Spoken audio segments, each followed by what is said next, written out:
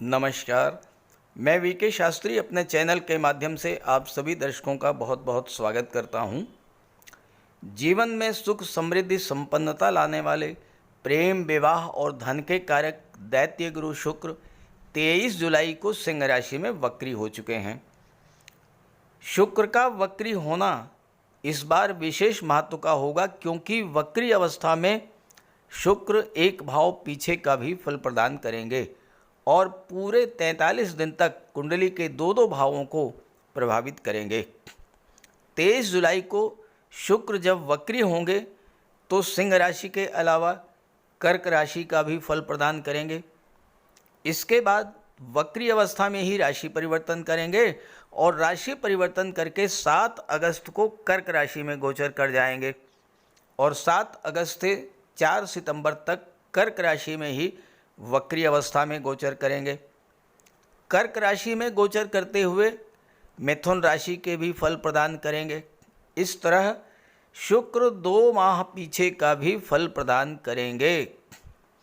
इन 43 दिनों में काल चक्र का पहिया उल्टा घूमेगा और शुक्र देंगे 2 माह पूर्व का भी फल। देखिए, शुक्र का गोचर कर्क राशि में 30 मई को हुआ था और पूरे 2 माह के बाद फिर से 7 अगस्त को कर्क राशि में गोचर होगा शुक्र का। इसके बाद कर्क राशि में ही 4 सितंबर को मार्गी हो जाएंगे और 2 अक्टूबर को पुनः सिंह राशि में वापस लौटेंगे। तो शुक्र का ये गोचर काल बहुत लंबे समय तक चलेगा और इस गोचर काल में शुक्र कर्क और सिंह दोनों ही राशियों के फल प्रदान करेंगे। इस तरह ये गोचर बहुत ही महत्वपूर्ण होने जा रहा है, क्योंकि वक्री काल में शुक्र को चेष्टा बल प्राप्त होता है और शुक्र 3 गुना अधिक बलवान होते हैं और अत्यंत शुभ फल प्रदान करने की स्थिति में होंगे। तो शुक्र के वक्री होने का वृश्चिक राशि के जातकों के जीवन पर क्या प्रभाव पड़ेगा, इसी का विश्लेषण करेंगे इस वीडियो में। ये विश्लेषण आपकी चंद्र राशि के आधार पर किया जा रहा है और वीडियो के अंत में मैं आपको दैत्य गुरु शुक्र के उपाय भी बताऊंगा। तो ये है वृश्चिक राशि के जातकों की कुंडली। शुक्र का गोचर आपके कुंडली के दशम भाव में 7 जुलाई से है।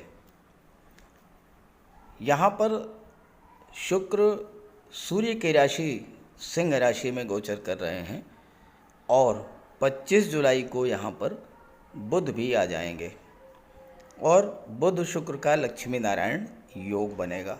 अब देखिए, शुक्र यहाँ पर सप्तम के स्वामी और 12वें भाव के स्वामी होकर के आपके कुंडली में दशम भाव में गोचर कर रहे हैं। दशम भाव क्या होता है? आपका कैरियर होता है, आपका कार्यक्षेत्र होता है, आपकी कर्म भूमि होती है। तो इस समय आपका मन कहाँ पर फोकस करेगा? आपका मन पूरी तरह से दशम भाव पर फोकस करेगा। अपने कार्य क्षेत्र को विस्तार करने का, व्यापार व्यवसाय को बढ़ाने का, नौकरी में उन्नति, कैरियर ग्रोथ, इन सब चीज़ों पर आपका मन फोकस करेगा और स्थितियां बहुत अच्छी बन रही हैं, क्योंकि शुक्र 23 जुलाई से वक्री हो चुके हैं और वक्री अवस्था में चेष्टा बल में 3 गुना तक वृद्धि हो जाती है और 25 को यहाँ बुध भी आ जाएंगे। बुध लक्ष्मी नारायण योग तो बनाएंगे ही, एकादश भाव यानी लाभ के भाव के स्वामी हैं। तो कार्य क्षेत्र से लाभ का प्रबल अवसर अब बनेगा। देखिए, जीवन में कष्ट और परेशानियां तो लगी रहती हैं, लेकिन जब अच्छा समय आने वाला होता है तो ग्रहों का गोचर कुछ इस प्रकार का हो जाता है कि आपको अपनी परेशानियों से स्वतः मुक्ति मिलने लगती है और शुक्र यही कार्य आपके लिए करने जा रहे हैं। देखिए, सावन का महीना चल रहा है और भगवान भोले शंकर की कृपा भी आप पर इसी रूप में बरसने वाली है। शुक्र 43 दिनों के लिए वक्री हो रहे हैं और बुध भी पूरे 66 दिनों के लिए सिंह राशि में गोचर करने जा रहे हैं। राहु का नेगेटिव इफेक्ट धीरे धीरे समाप्त होता जा रहा है। तो इस तरह से जो ये समय है, जो ये गोचर काल है शुक्र का, ये आपके लिए बहुत ही महत्वपूर्ण है। इसमें कोई शक नहीं कि 2023 के पिछले 6 माह आपके लिए विशेष कष्टकारी रहे होंगे। धन को लेकर, पारिवारिक संबंधों को लेकर आपके जीवन में समस्याएं आई होंगी।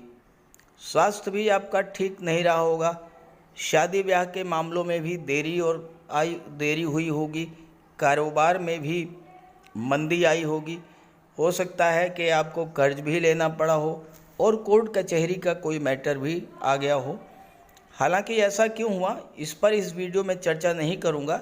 उस पर एक वीडियो पहले से अपलोड कर रखा है, उसका लिंक दे रहा हूं डिस्क्रिप्शन बॉक्स में, आप देख सकते हैं। इस वीडियो में तो चर्चा करेंगे शुक्र के वक्री होने के प्रभाव के बारे में। अब देखिए, जब कोई ग्रह वक्री होता है तो उसका चेष्टा बल 3 गुना बढ़ जाता है और साथ ही साथ वो एक भाव पीछे का भी फल प्रदान करता है। तो 23 जुलाई से शुक्र जैसे ही वक्री होंगे, नवम भाव का भी फल आपको मिलना शुरू हो जाएगा। अब नवम भाव भाग्य को तो शो करता ही है। नवम भाव आपके पिता को, आपके गुरु को, आपके बॉस को, आपके सीनियर्स को भी शो करता है। अब शुक्र तो दशम भाव में बैठे हैं। किसी कारण से अगर आपके रिलेशंस अपने बॉस, अपने सीनियर्स से ख़राब हो गए थे, तो शुक्र का ये वक्री होना रिश्तों में मधुरता लाएगा। आपके संबंध अपने बॉस से, अपने सीनियर्स से बहुत अच्छे हो जाएंगे। बुध 11वें भाव के स्वामी हैं। 11वां भाव क्या होता है? 11वां भाव होता है धन का। तो कार्य क्षेत्र से आपको धन की प्राप्ति होगी, लाभ होगा। 11वां भाव जो होता है आपकी इच्छाओं का होता है। तो इस समय आपका मन अपनी इच्छा पूर्ति पर, अपनी इच्छाओं की पूर्ति पर पूरी तरह से फोकस करेगा। किस तरह से कार्य करें कि इतना धन प्राप्त हो जिससे कि आपकी इच्छाएं पूरी हो सकें, इन चीज़ों पर आप फोकस करेंगे और शुक्र आपको इन चीज़ों का लाभ देंगे, क्योंकि भाग्य का भी साथ आपको मिल रहा है। इस समय पिता का भी सपोर्ट मिलेगा, पिता का मार्गदर्शन मिलेगा, गुरु का मार्गदर्शन मिलेगा। बुध एक सामाजिक प्राणी हैं और 11वें भाव के स्वामी हैं। तो जो लोग सोशल सर्विस में हैं, समाज सेवा से जुड़े हैं, उनके लिए भी लक्ष्मी नारायण योग बनने का फ़ायदा मिलेगा। और यहाँ पर सबसे बड़ी बात यह है कि शुक्र गुरु से त्रिकोण पर हैं। आप देखिए, गुरु से काउंट कीजिए, 1 2 3 4 5। गुरु से पंचम पर हैं शुक्र और शुक्र से नवम पर हैं गुरु। तो नवम पंचम का योग बना। शुक्र भी एक्टिवेट हो गए और गुरु भी एक्टिवेट हो गए। अब इस एक्टिवेशन का क्या लाभ मिलेगा? छठे भाव का संबंध दशम भाव से बन गया और दोनों भाव में ही अत्यंत शुभ ग्रहों का गोचर है। अब छठा भाव होता है नौकरी का, दशम भाव होता है आपके कैरियर का। तो आपका कैरियर नौकरी के क्षेत्र में बनने का प्रबल योग बन रहा है। यानी इस गोचर काल में अगर आप छात्र हैं, कॉम्पिटिटिव एग्जाम्स दे रहे हैं, तो आपको सफलता मिल सकती है, आपको एक नौकरी मिल सकती है। शुक्र चूँकि 12वें भाव के भी स्वामी हैं और गुरु की दृष्टि भी 12वें भाव पर पड़ रही है, तो आपको किसी विदेशी कंपनी में नौकरी मिल सकती है। विदेशों से आपको लाभ होगा, क्योंकि शुक्र जो हैं वो सप्तम के स्वामी हैं। सप्तम भाव जो है व्यापार का होता है। तो दूसरे 7वें भाव का 12वें भाव से संबंध बना, यानी विदेशी व्यापार, नई नई बिजनेस डील्स आपको मिलेगी, विदेश यात्राएं आप करेंगे और विदेश में सेटल भी हो सकते हैं। अब यहाँ पर 12वां भाव खर्चों का होता है। इसमें कोई दो राय नहीं है कि खर्चे बढ़ेंगे। खर्चे किन चीज़ों पर बढ़ेंगे? शुक्र की दृष्टि चौथे भाव पर पड़ रही है, तो वो चीज़ें जो कि घर की सुख सुविधा के साधनों को बढ़ाने वाली होती हैं, उन चीज़ों पर आपका धन खर्च होगा। शुक्र सप्तम के स्वामी है, सप्तम भाव विवाह का होता है। इस गोचर काल में आपका विवाह हो सकता है और उसमें आपका धन खर्च होगा। 12वां भाव धर्म अध्यात्म का होता है, शुक्र इसके स्वामी है, तो आपके घर में कोई धार्मिक मांगलिक आयोजन हो सकता है और उस पर धन खर्च होगा, या फिर आप घर के सुख सुविधा को बढ़ाने वाले साधन क्रय करेंगे, या आप कोई प्रॉपर्टी भी खरीद सकते हैं, तो इन चीज़ों का लाभ मिलेगा। और इन सब के पीछे सबसे बड़ी बात जो है वो ये है कि भाग्य पूरी तरह से आपका साथ देगा। अब ये स्थिति तो बनी 7 अगस्त तक। 7 अगस्त के बाद क्या होगा? 7 अगस्त के बाद शुक्र राशि परिवर्तन करेंगे और नवम में आ जाएंगे वक्री अवस्था में, तो भाग्य भाव का 3 गुना अधिक फल मिलेगा। अब वक्री अवस्था में शुक्र क्या करेंगे? अष्टम भाव का भी फल देंगे। तो अष्टम भाव का सीधा सीधा संबंध जो है वो 12वें भाव से बन गया। अब अष्टम भाव क्या है? अष्टम भाव होता है दुखों का, कष्टों का, पीड़ाओं का, परेशानियों का, दुख दर्द का, आकस्मिक घटनाओं का। अब अगर आप पिछले काफ़ी समय से हर तरह की समस्याओं से ग्रस्त थे, धन को लेकर, परिवार को लेकर के, प्रॉपर्टी को लेकर के, संतान को लेकर के, या दाम्पत्य जीवन को लेकर के आप परेशान थे, अब क्या होगा कि आपको भाग्य का सपोर्ट मिल जाएगा। आपकी मनोस्थिति परिवर्तित होगी। आपको उन सभी समस्याओं से राहत मिल जाएगी। अष्टम भाव परिवर्तन का होता है। इस समय आप अपने जीवन में एक सकारात्मक परिवर्तन तो महसूस करेंगे ही। आप जॉब में, कैरियर में कोई परिवर्तन करना चाहते थे, वो भी आप कर सकेंगे। नवम भाव जो है ये तीर्थ यात्राओं का होता है। शुक्र विदेश के स्वामी हैं। विदेश का मतलब ये होता है कि अपनी मातृभूमि को छोड़ करके किसी दूसरे शहर, दूसरे राज्य में। तो इस गोचर काल में आप तीर्थ यात्रा पर भी जा सकते हैं और आपको जाना चाहिए। शुक्र अष्टम के स्वामी होकर के भाग्य के भाव में गोचर कर रहे हैं, तो भाग्य के सपोर्ट से अष्टम भाव की चीज़ों का लाभ मिलेगा। अब अष्टम भाव क्या है? अष्टम भाव होता है गुप्त धन का। तो इस समय कोई ऐसा पैसा आपको मिल सकता है जो पैसा आपका डूब गया था, या आपने किसी को उधार दिया था वो वापस नहीं हो रहा था, या वो पैसा जो गवर्नमेंट के पास फंसा हुआ था। इस तरह का जो धन है वो आपको इस गोचर काल में शुक्र के प्रभाव से मिलेगा। अष्टम भाव ससुराल का होता है। शुक्र सप्तम के स्वामी हैं, भाग्य भाव में गोचर कर रहे हैं। सीधी सी बात यह है कि भाग्य का साथ मिलेगा, अच्छा सा कोई रिश्ता आएगा, आपका विवाह धन तय हो जाएगा, विवाह संपन्न हो जाएगा और आपको ससुराल पक्ष से धन की प्राप्ति हो जाएगी। या फिर आपके संबंध ससुराल पक्ष से अगर खराब हैं तो उसमें भी सुधार आएगा। बुध जो कि शुक्र के मित्र हैं, वो अष्टम के स्वामी हैं। अष्टम भाव जो है ये शो करता है इंश्योरेंस को, अष्टम भाव मार्केटिंग को शो करता है, अष्टम भाव डाटा प्रोसेसिंग, डाटा एनालिसिस को शो करता है, कंप्यूटर को, कम्युनिकेशन को शो करता है। तो इन सभी क्षेत्रों से आपको धन की प्राप्ति तो होगी ही, आप इन क्षेत्रों में विदेश भी जा सकते हैं। शुक्र कला और सौंदर्य के कारक होते हैं और आप कला और सौंदर्य से संबंधित क्षेत्रों में विदेश जा सकते हैं। शुक्र का अष्टम का स्वामी होना और विदेश से संबंध बनाना आपके जीवन में एक बहुत बड़ा परिवर्तन लाने का योग बन रहा है। देखिए, शनि आपकी कुंडली में चौथे भाव में गोचर कर रहे हैं, और शनि जब भी चौथे भाव में गोचर करते हैं तो वो मातृभूमि से दूरी बना देते हैं। और आपके लिए ये समय बहुत अच्छा है। अगर आपके मन में बहुत दिनों से विदेश जाने की इच्छा थी तो वो इच्छा जो है आपकी पूरी होगी और आप विदेश जाएंगे। शुक्र कला और सौंदर्य के कारक होते हैं।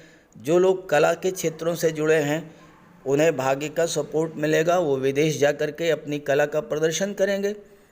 जो लोग एक्टिंग के क्षेत्र से जुड़े हैं, सिंगिंग के क्षेत्र से जुड़े हैं, फिल्म इंडस्ट्री से जुड़े हैं, मॉडलिंग के क्षेत्र से जुड़े हुए हैं, टीवी सीरियल से जुड़े हुए हैं, ऐसे सभी जातकों के लिए ये समय बहुत लाभ देने वाला होगा। इसके अलावा अगर आप व्यापार व्यवसाय करते हैं शुक्र से संबंधित चीज़ों का, जैसे कि सौंदर्य से रिलेटेड चीज़ें, आप गारमेंट्स का व्यवसाय करते हैं, फैशन डिज़ाइनिंग का कार्य करते हैं, ड्रेस डिज़ाइनिंग का कार्य करते हैं, या सौंदर्य प्रसाधन परफ्यूम, या फिर आप ब्यूटी पार्लर चलाते हैं, डेकोरेशन का कार्य करते हैं, ब्यूटिशियन हैं, तो ऐसे सभी क्षेत्रों के लिए शुक्र का ये गोचर जो है बहुत ही लाभप्रद होगा। कैरियर ग्रोथ के लिए शुक्र का गोचर और गुरु से त्रिकोण पर दशम भाव का होना, ये आपके लिए एक नौकरी के लिए, कैरियर के लिए बहुत अच्छा समय है।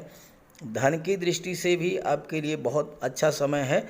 और इसके बाद 7 अगस्त से लेकर के 4 सितंबर तक शुक्र वक्री अवस्था में रहेंगे नवम भाव में, इसके बाद मार्गी हो जाएंगे और फिर वापस 1 अक्टूबर को दशम भाव में आ जाएंगे। तो इस तरह से बहुत लंबा टाइम पीरियड है शुक्र के इस गोचर का। और अगर आपने इस गोचर काल में शुक्र के गोचर का लाभ ले लिया तो आपको बहुत बड़ा लाभ मिलेगा, क्योंकि सप्तम भाव के स्वामी और विदेश के स्वामी, तो व्यापार का सीधा संबंध विदेश से, आपके दाम्पत्य जीवन का सीधा संबंध विदेश से बन रहा है, विवाह भी आपका विदेश से होगा। तो इस तरह से इस गोचर काल का आप पूरा लाभ उठाएं और ज़्यादा से ज़्यादा लाभ मिले, इसके लिए आप शुक्र का उपाय भी करते रहें। तो बात करते हैं उपायों पर।